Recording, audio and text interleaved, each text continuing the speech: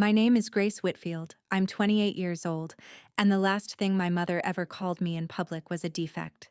She said it at my sister's wedding, in a stone ballroom with 200 guests, while I stood there holding a glass of champagne I never asked for. Why is this defect here? 9 years of silence, and that was her opening line. My sister turned from her photographer, saw my face, and smiled the way you smile at a stain on a rented tablecloth. You are not invited. She was right about that. She just didn't know who was. My family had 9 years to learn who I'd become, and they spent those years pretending I was never born.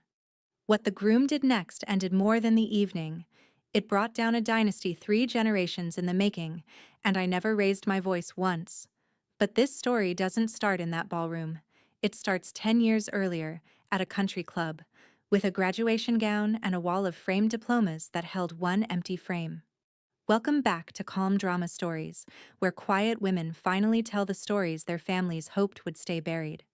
If you've ever been made to feel like the smallest person at your own family's table, this one is for you. Drop a comment and be sure to subscribe. 3 weeks before the wedding, a cream envelope arrived at our house, thick as a dinner menu. It was addressed to Dr. Daniel Whitfield and Mrs. Grace Whitfield, in calligraphy that cost more than my first month's rent at 19. Daniel's invitations usually mean hospital galas. I opened it with a butter knife, still thinking about payroll. Then I read the names. The Halston family requests the honor of your presence at the marriage of their son, Dr. Eric Halston, to Vivian Dixon. Vivian Dixon, my sister. I stood in my own kitchen and read her name 4 times, as if the letters might rearrange themselves into a stranger. The tile was cold under my feet. The refrigerator hummed. Somewhere in another city, my family was planning a wedding, and an invitation with my married name on it had sailed straight through their defenses like a bird through an open window. Daniel came in, read it over my shoulder, and set his coffee down very carefully. You don't have to go. I know, I said. That's not the same as not wanting to. He didn't argue. He's a trauma surgeon. He knows the difference between a wound that needs stitches and one that needs air. We made rules together at the kitchen table like it was a board meeting. We would attend the ceremony, sit in the back, congratulate the groom, and leave before the family noticed the temperature drop. I even chose a navy dress, quiet as wallpaper. I thought I was walking in as a stranger with good manners. I was wrong about that in every direction, and the first crack showed up before I'd even finished my first glass of sparkling water. The estate sat on a hill of trimmed vines, all stone arches and chandeliers the size of bathtubs, valets in gray vests, a string quartet warming up under a pergola. My family always did know how to set a stage. Daniel got pulled into a circle of St. Anne's physicians near the bar, which suited me fine. I drifted toward the terrace with my wallpaper dress and a champagne flute a passing waiter had pressed on me, counting the minutes until the ceremony. That's when I heard my mother's voice for the first time in 9 years. It came from the other side of a stone column, bright and lacquered, her hostess voice. 2 families of physicians. Can you imagine the grandchildren? She was saying, and a woman laughed, and then my mother said the thing that took my breath like a door slammed on my hand. Vivian has always been remarkable. Our daughter. Our only child, you understand. We poured everything into her. Our only child. I stood very still behind that column, the way you do when a wasp lands on your arm.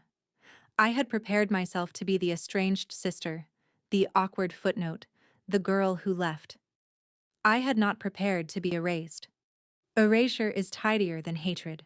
It doesn't leave a body, just a blank space where a person used to stand. Somewhere in that crowd my father was wearing a good suit and agreeing with everything. I looked down and realized the champagne in my glass was trembling, and I made my hand stop, because I had learned a long time ago that in front of these people, you never tremble. The quartet started a waltz.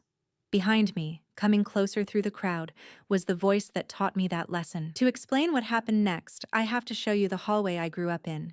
In my parents' house, there is a wall, and on that wall hang 11 frames. My grandfather Chase's medical degree, my mother's cardiology board certification, my father's anesthesiology fellowship. Great uncles, cousins, A century of Dixons and Chases in mahogany and glass. We called it the Wall, capital W. The way other families say, the lake house. Sunday dinners had a liturgy. My mother would ask each of us what we had achieved that week, and the answers were graded like labs. Vivian, 4 years older than me, always had numbers ready. Class rank, test scores, science fair placements. She was the investment that performed. I was the other kind of child. I could splint a bird's wing and rebandage my grandmother's shin better than the visiting nurse, but I froze in academic competitions and brought home B's that landed on the table like spoiled fruit. My mother never screamed about it. Screaming was for families without standards. She simply adjusted my portion of her attention downward, the way you'd rebalance a portfolio. Looking back, I don't think she was cruel by her own lights. She truly believed the family name was collateral we all borrowed against, and that love was the interest you paid on it. Here's the detail I want you to keep, because it comes back at the end of this story. The summer I turned 14, a 12th frame appeared on the wall, at the bottom, below Vivian's Honor Society certificate. It was empty. When I asked my mother what it was for, she smiled like a loan officer and said it was mine. Pending. Now come to the country club 10 years ago, the week I graduated high school. My mother booked the garden room, which should have been my first warning, because the garden room was for announcements, not celebrations. 22 relatives, white tablecloths, a printed menu. I wore a yellow dress I'd bought with my own money from the pharmacy job, and I remember feeling almost pretty until my aunt looked at me too long and said, "Well, aren't you brave with color?" My graduation was technically the occasion, but the evening had a second act nobody told me about. Between the salad and the entree, my mother stood, touched her glass, and announced that Vivian had been accepted to medical school, top choice, scholarship offer, the whole cathedral. The room rose like it had been rehearsed. My father proposed a toast to the next Dr. Dixon. Someone's husband started talking residency strategy. The waiter, bless him, quietly set my dessert down in front of me while everyone faced the other end of the table. And for a few minutes, I ate chocolate cake alone at my own graduation dinner and told myself this was fine. This was just how the family worked. Vivian's news was genuinely bigger. I had my own plan. A certified nursing assistant course starting in September, then maybe nursing school on my own dime. I'd even printed the brochure. It was folded in my purse like contraband. Then my mother tapped her glass again and said the sentence I can still hear in any quiet room. "And of course," she said, warm as a scalpel, "we should say something about Grace." Every face turned. My mother looked at me the way she looked at an X-ray and smiled. "One daughter got the Dixon mind," my mother told 22 relatives, tilting her glass toward a Vivian. "The other got, well," she let the pause do its work. Pauses were her scalpel too. An ugly high school grad is still a high school grad. We celebrate what there is to celebrate. A few people laughed the way people laugh at a boss's joke, quick and hollow, eyes down. My aunt mouthed something sympathetic at me, which was somehow worse.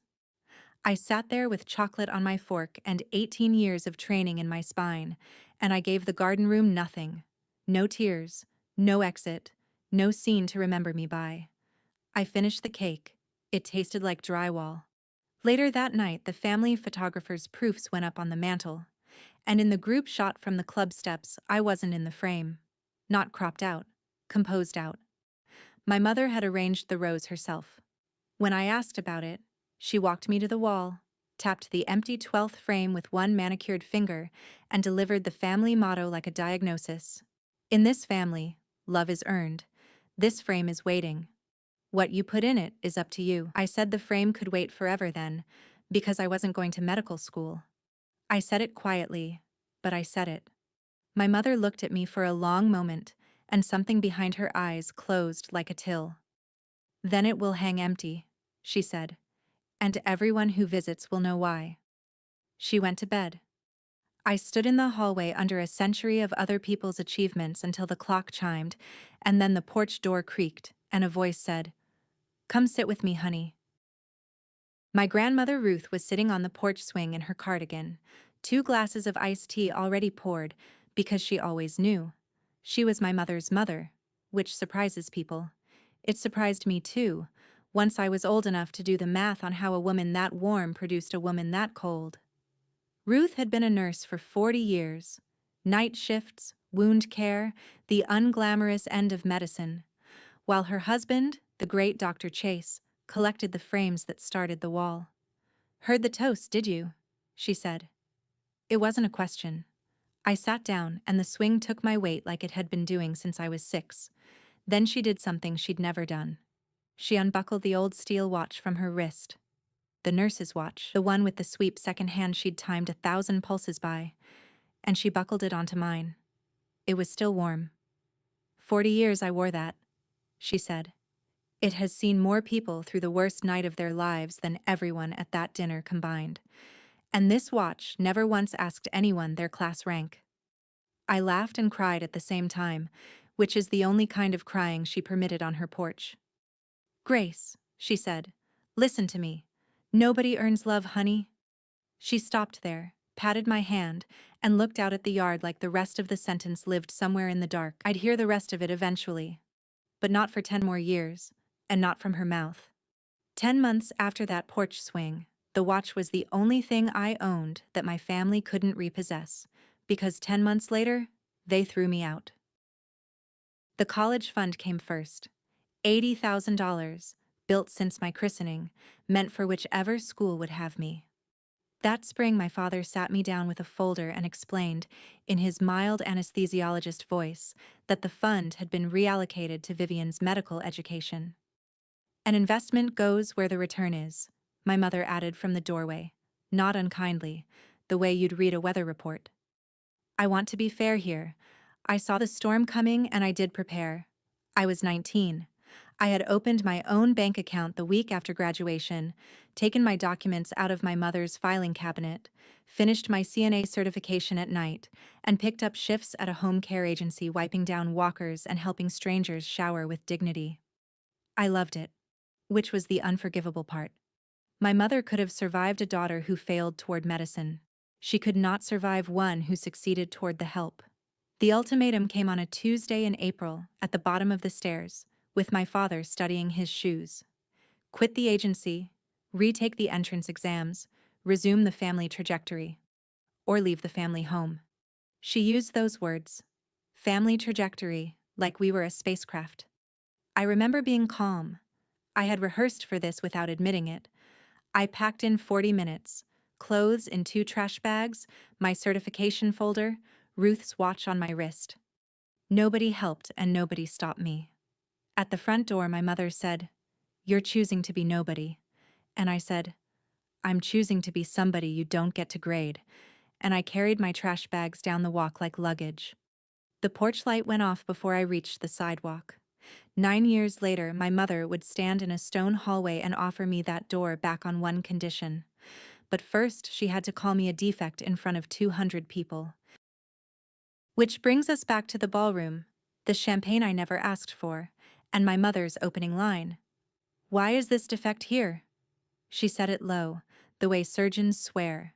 Precise, contained, meant only for the sterile field. Up close, she looked expensive and tired. 9 years had silvered her hair and sharpened everything else. Vivian arrived a second later in a cloud of tulle and panic, bouquet gripped like a weapon. "You are not invited," she hissed. "Whatever this is, whatever you want, you will not do this today." I said congratulations. I meant it, mostly, which annoyed her more than anything else I could have engineered. Guests were beginning to angle toward us the way iron filings find a magnet, and my mother felt it before I did. She was always exquisitely tuned to an audience. Her face reorganized itself into hostess warmth. "We'll speak somewhere quieter," she announced, for the benefit of a passing couple, and gestured toward a side room as if she were offering me a tour. The wedding coordinator materialized, sensing weather. Vivian peeled away toward her photographer with one last look that promised consequences, and I went along to the side room, calm as a Sunday, because here is what my family did not understand yet. I had spent 9 years learning exactly how much their theater could and could not do to me. They thought they were removing a problem before the Halstons noticed. In fact, They were marching me across a ballroom that held my husband, my work, and one person who knew precisely who I was. And every step they made me take was a step toward the moment the whole stage came down. The side room smelled like lilies and floor wax.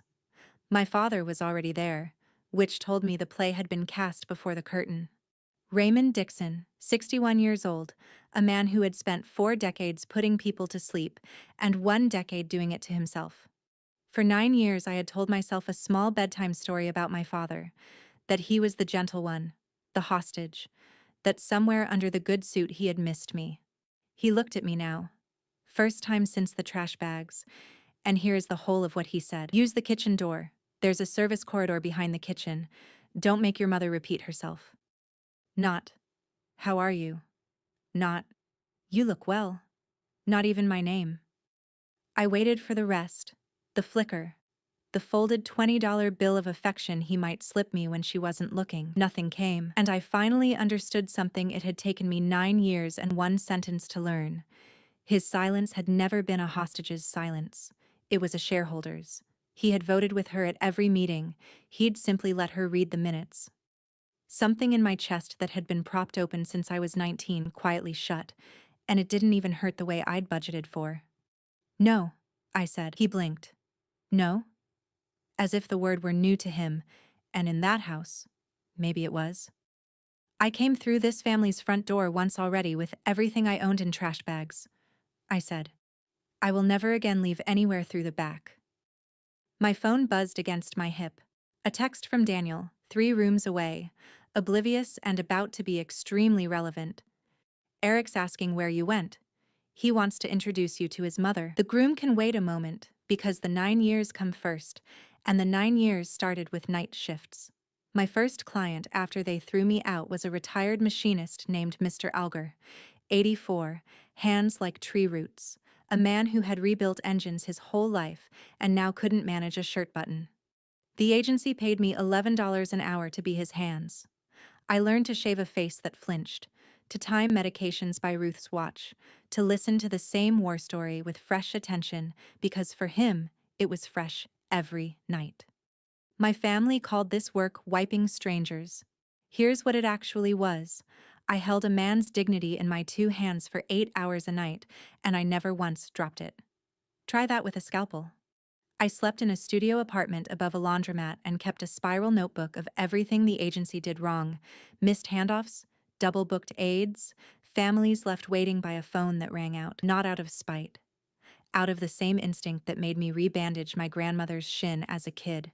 When care is done badly, my hands itch. I learned more about dignity from a man who couldn't button his shirt than from 3 generations of framed diplomas, and I learned something else too. Something the wall never taught anyone. The medical world my family ruled from operating rooms actually runs at the street level, on people like me. Hospitals can't discharge without us. Doctors' own mothers need us. It is a whole economy of showing up. I was 19, then 20, then 22, saving every spare dollar in a coffee can like a depression grandmother. And then, the fall I turned 23, my actual grandmother's phone went silent. Ruth had a stroke on a Thursday in October, the fall I was 23. I found out 2 days late, from her neighbor, because no one in my family called me. By then she was in a hospice with visiting hours and a visitor list, and the list was managed by her medical power of attorney, my mother. I did everything a person can lawfully do. I called the front desk daily. I sent my name in writing. I drove 2.5 hours on my day off and stood at the reception counter in my scrubs while a kind woman with terrible news in her eyes checked a clipboard and said, "Immediate family only, and I'm sorry, but you're not on the list." I was her granddaughter. I was also, on paper, nobody. And paper was my mother's home field. I sat in my car in that parking lot for a long time, close enough to see which window might be hers. 11 days later, Ruth died. I learned about the funeral from the same neighbor after it was over. There is a specific kind of quiet that follows a grief you weren't permitted to attend. It moves into your apartment and pays no rent. But Ruth, being Ruth, had gotten one thing past the clipboard. A week before the stroke, she had left me a voicemail. 41 seconds long. I know it's 41 seconds because the screen says so, not because I'd ever heard it end. I pressed play the night I learned she was gone. Got 12 seconds in. Gracie, it's your grandmother. Don't you dare delete this. And my thumb hit stop like a reflex. Because her voice was alive and I wasn't ready for the past tense. I kept that voicemail for 5 years. 5 years. And I never once let it finish. Grief either buries you or it pours a foundation. 6 months after we lost Ruth, I took $12,000 out of the coffee can and the credit union, rented a 2-room office that shared a wall with a dance studio, and started my own home care agency. I named it Brightwater, for no family reason at all. I just wanted a name that sounded like the opposite of a hallway full of frames. My hiring policy was 1 sentence long: hire the ones who show up. I took the notebook of everything my old agency did wrong and turned every line into a rule.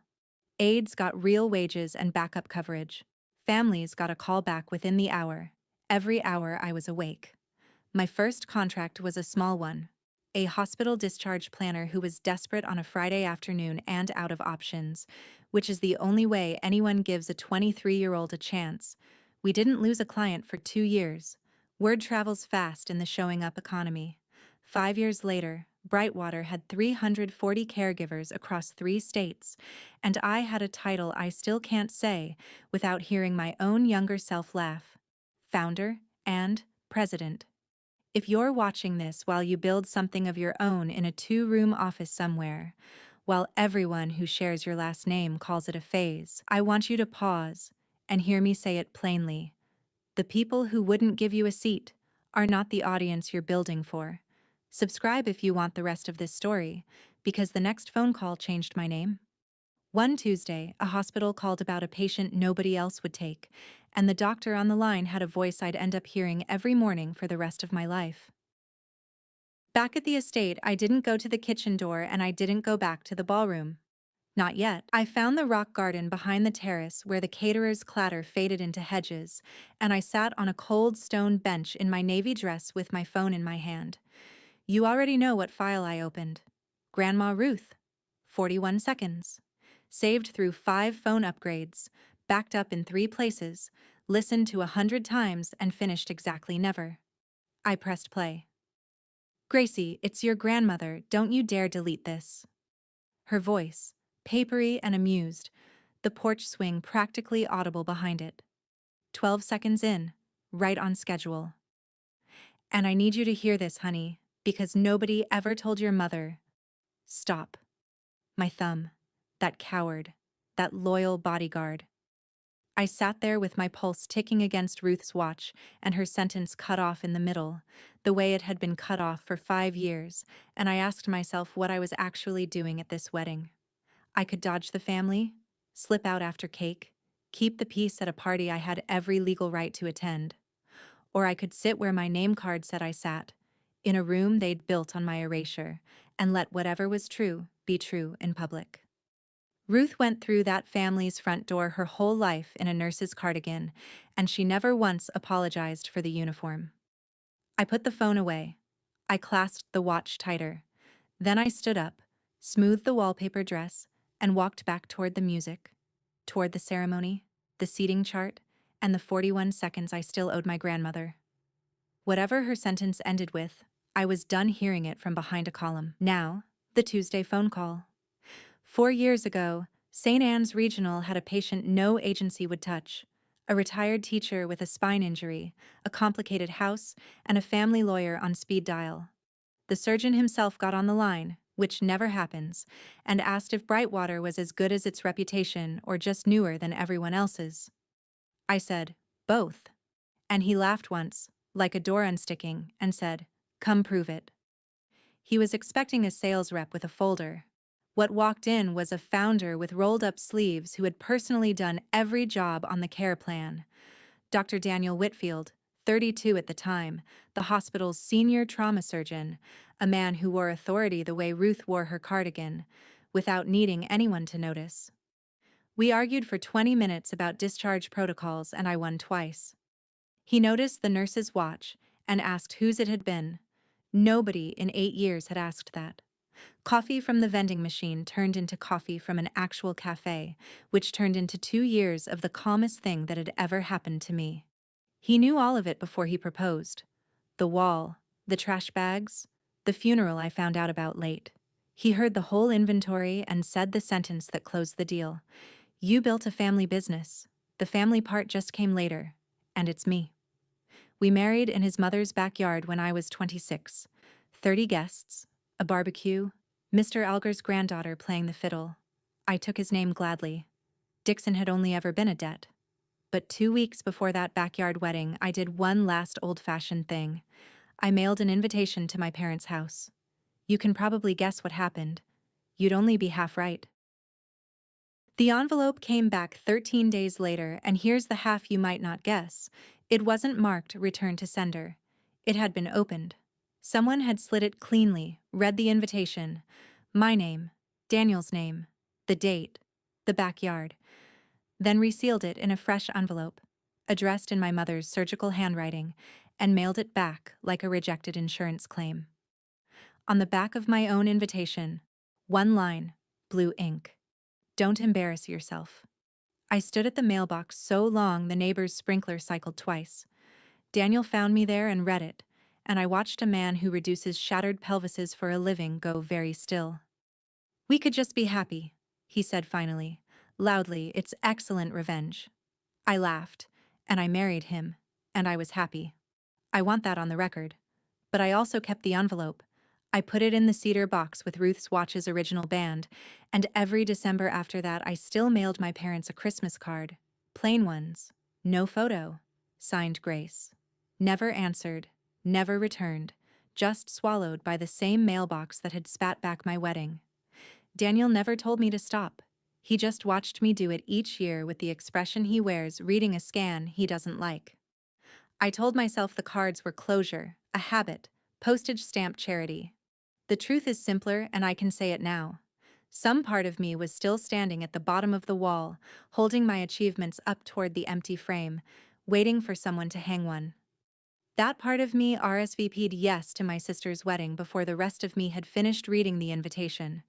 And that part of me was about to get an answer, the final one. From 3 people at once, in front of 200 witnesses, on the most expensive stage my family ever built. One more piece, and then the dominoes are all standing. 2 years ago, St. Anne's came to Brightwater with a proposal.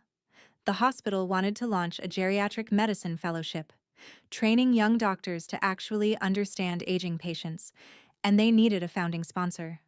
The board expected me to negotiate the naming rights. That's what sponsors buy.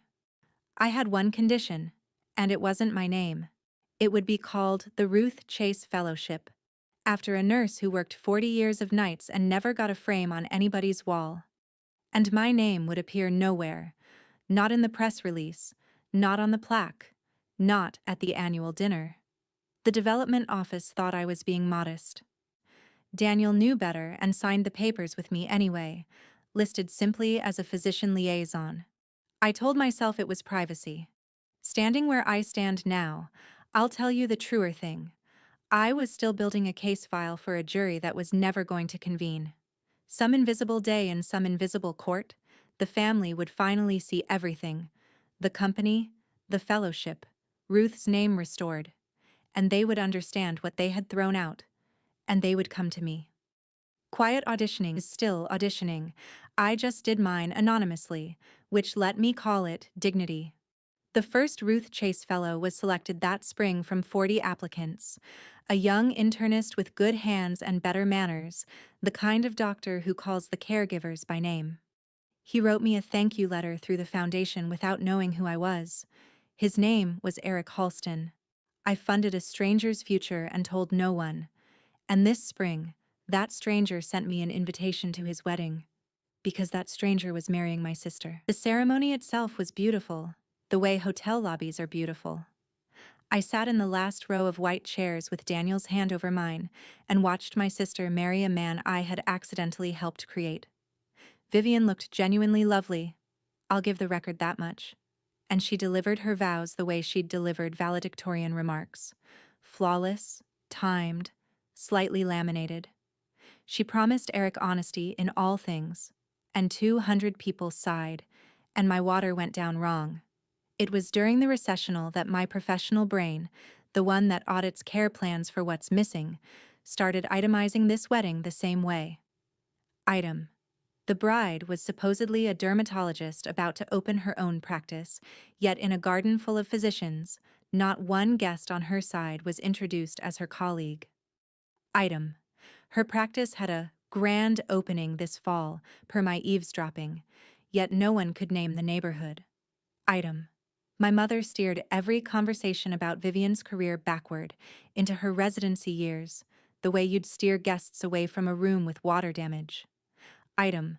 Whenever anyone asked Vivian a direct medical question, and doctors at weddings ask constantly, my mother materialized like security and answered for her. Charmingly. Every time. Any one of those is nothing. A pattern of them is a chart with pages missing, and I had spent 9 years learning that when this family curates a story that carefully, somebody is bleeding under the gown. I didn't know what yet. I want that on the record too. Walking into that reception, I still knew nothing for certain. Then we found our table. Table 2. Groom's side, family adjacent engraved place cards, Dr. and Mrs. Whitfield. And across the ballroom, my mother picked up the seating chart. I watched my mother read the seating chart the way you'd watch someone find a lump. Her finger traveled down the calligraphy, stopped at table 2, and for half a second, I will treasure this half second into old age, Dr. Lorraine Dixon lost control of her own face. Table 2 was sacred geography, groom's honored guests, close enough to the head table to share a breadbasket. You do not sit strangers there, and you certainly do not sit defects. She looked from the chart to me, to Daniel, measuring him now. The good suit, the surgeon's posture, the St. Anne's colleagues who kept stopping by our table to pay respects. And I could see the machinery grinding behind her eyes. She didn't know who Whitfield was. That was the delicious, terrifying center of it. For 9 years she hadn't wondered about me even once, and now the answer was seated at table 2 under engraved calligraphy, and she couldn't ask anyone without revealing she didn't know. Vivian was faster. Brides always know their own seating chart. I watched her cross the parquet in her enormous dress, lean over the place cards, and go the color of the tablecloth. She looked at me, then toward the head table where Eric was laughing with his groomsmen, then back at me, and her lips shaped a silent word, I'll let you imagine. My mother appeared at her elbow, and the two of them held a summit behind a floral arrangement, all smiles for the room, hissing like a kettle up close. They had a problem with no playbook. They could not remove me without explaining me. And while they conferred, a silver-haired woman in blue silk was walking toward table 2 with her hand already extended. The groom's mother. Grace Whitfield, said Dr. Susan Halston, chief of medicine, mother of the groom, in the tone women of consequence use for each other. Finally, Eric talks about Brightwater like it's a teaching hospital, and Daniel, we've been trying to poach your husband for years, you know, gave up gracefully. Up close she had smart eyes and a jaw you'd want on your side in a budget meeting. I liked her immediately, which complicated everything. We talked care transitions for a minute. She was one of the physicians who actually understood what happens to patients after the discharge paperwork.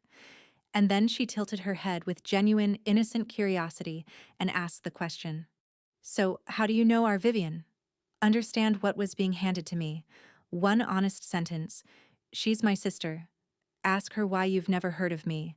And I could have detonated the marriage, the merger, my mother's entire cathedral, right there between the salad course and the band's first set, with the groom's own mother holding the plunger.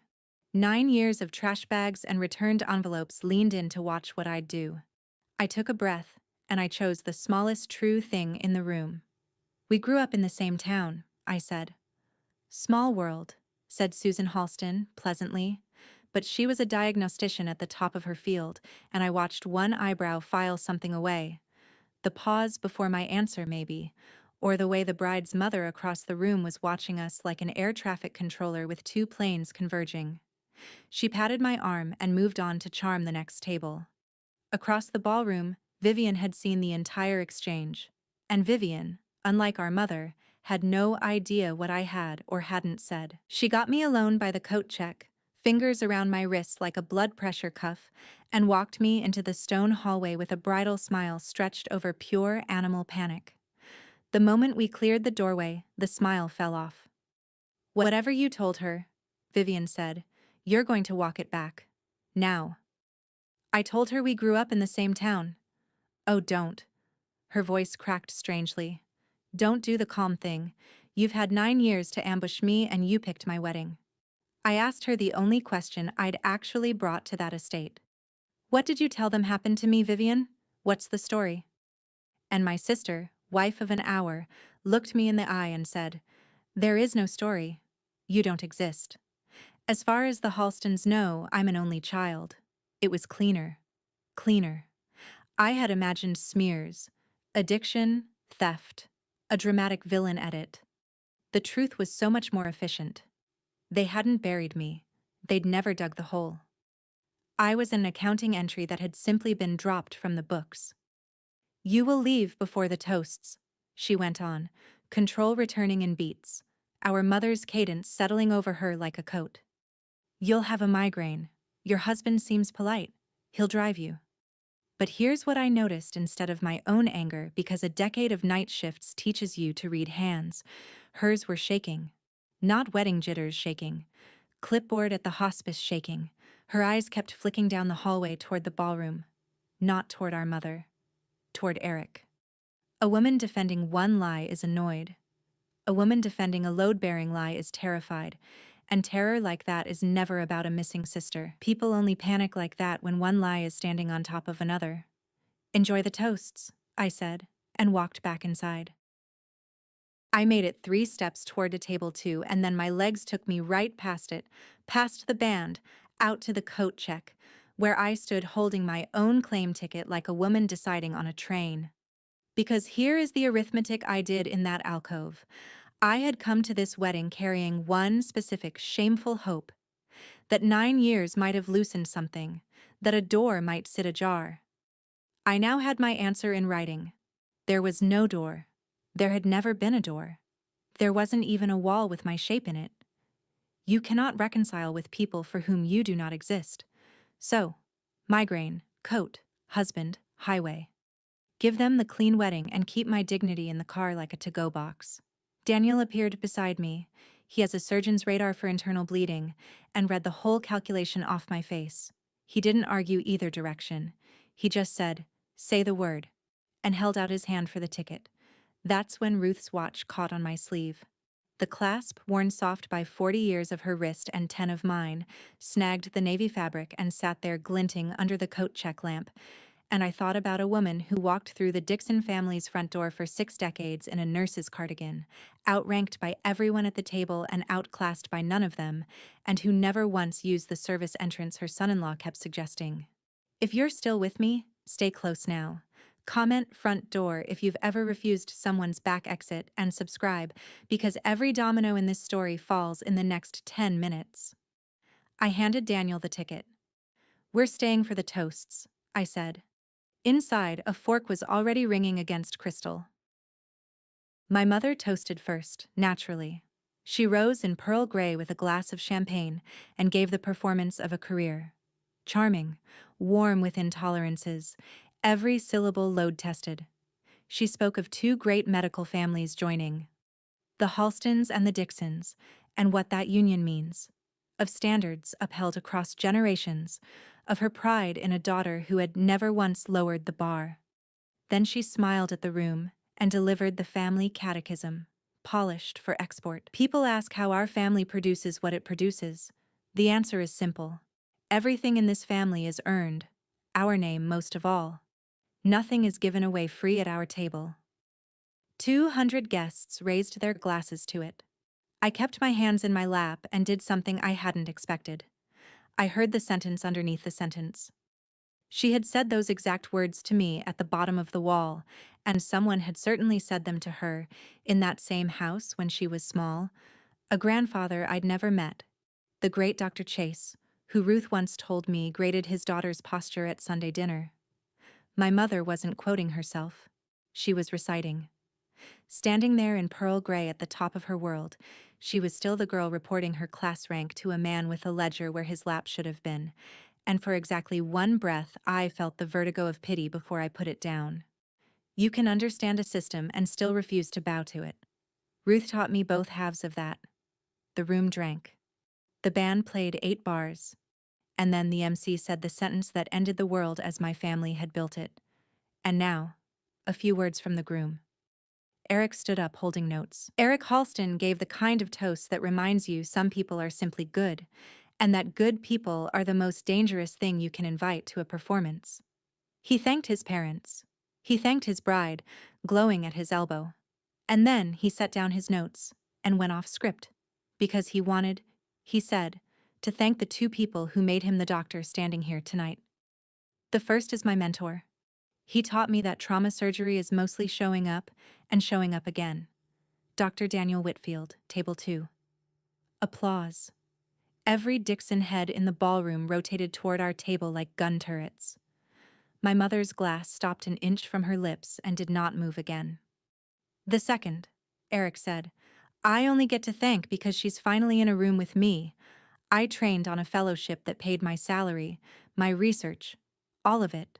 Named for a nurse, Ruth Chase, who worked 4 decades of night shifts. The founder who endowed it wouldn't let the hospital print her name. No plaque, no gala, nothing. It took me 2 years and one indiscreet mentor to find out who she was. He smiled the best man smile of a man giving someone their due, with no earthly idea what he was standing on. She built a company from nothing at 23, and half our discharges would collapse without her, and she's sitting next to my mentor because she married him. Grace Whitfield. Would you stand? Ruth Chase was her grandmother. The applause started warm and confused, 200 people turning in their chairs. I stood, because you stand when a good man asks. And in the corner of my eye, in pearl gray, my mother rose out of her chair too, not to applaud. Her face had gone the gray of old snow and her mouth was already forming a word. What my mother said, into a ballroom that had just heard the words Ruth Chase was her grandmother, was, "There's been a mix-up." She said it with a hostess laugh bolted on top. Grace is a distant relation, a complicated situation, not for tonight. And Vivian, my poised, laminated sister, chose that exact moment to lose 9 years of message discipline in a single blurt. You are not invited.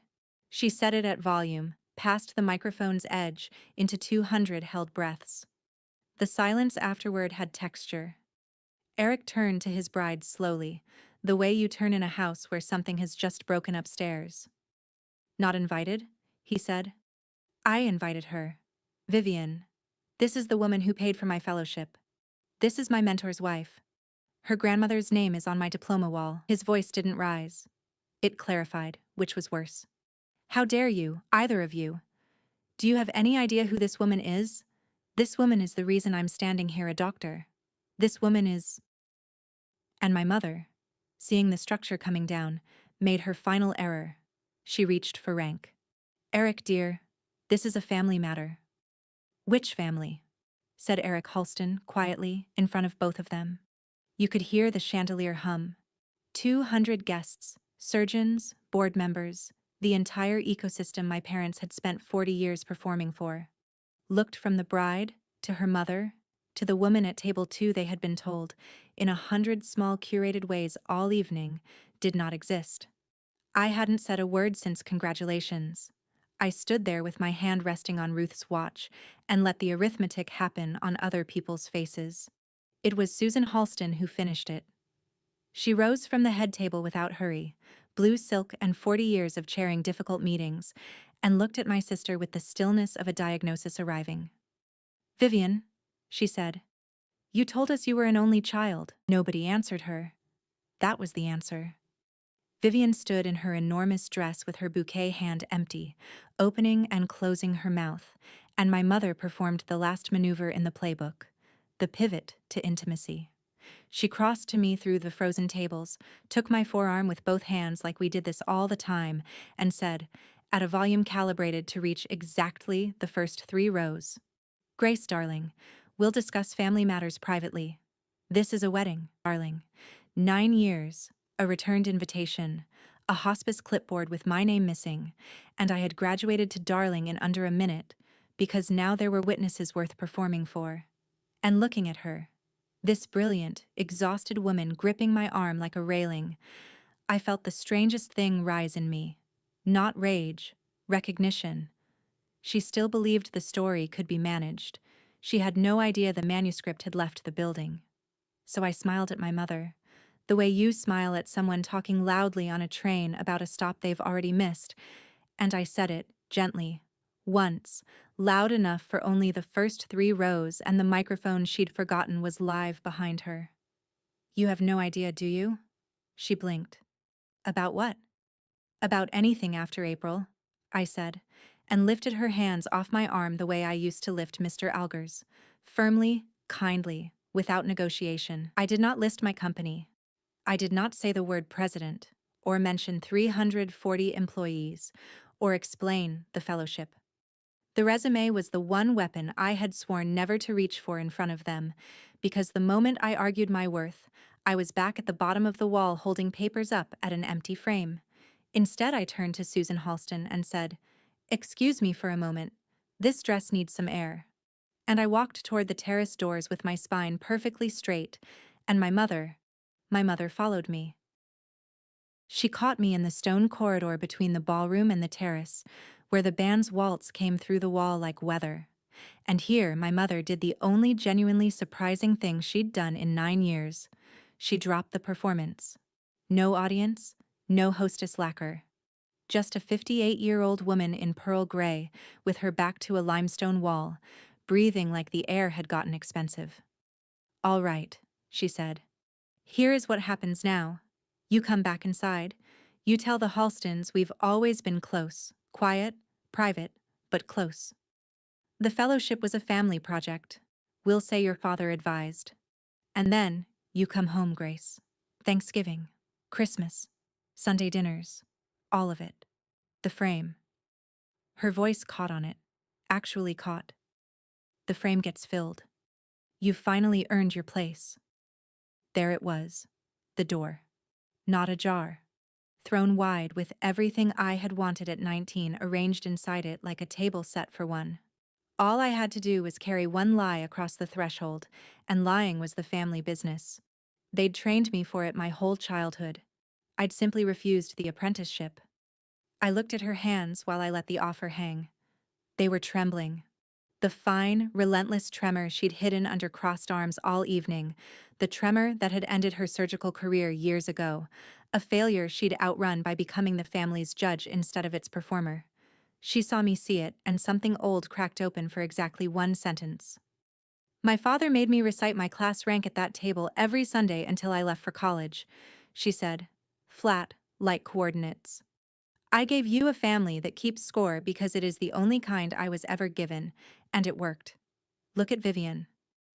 We both heard it at the same time. The "it worked," floating over a ballroom where Vivian's marriage was currently entering cardiac arrest. Her armor came back down like a curtain. "Well," she said, "the Halstons are waiting." I looked down at Ruth's watch. 41 seconds of unfinished sentence sitting in my clutch beside it, and I smiled. I walked back into that ballroom ahead of my mother, and I know exactly what she believed my posture meant, because she straightened her own and followed me in like a producer trailing her star. The room had not moved on. Rooms don't. When the bride's family is on fire, they just eat cake quieter. Susan Halston stood near the head table with Eric, and when I approached, the last conversations died out politely, and she asked me the question straight. Physician to physician, in front of both families and God and the wedding videographer. "Grace, before anything else is said tonight, is it true? Were you part of this family?" My mother arrived at my shoulder. I could feel the script she'd handed me radiating off her. Always close, quiet, private, a family project.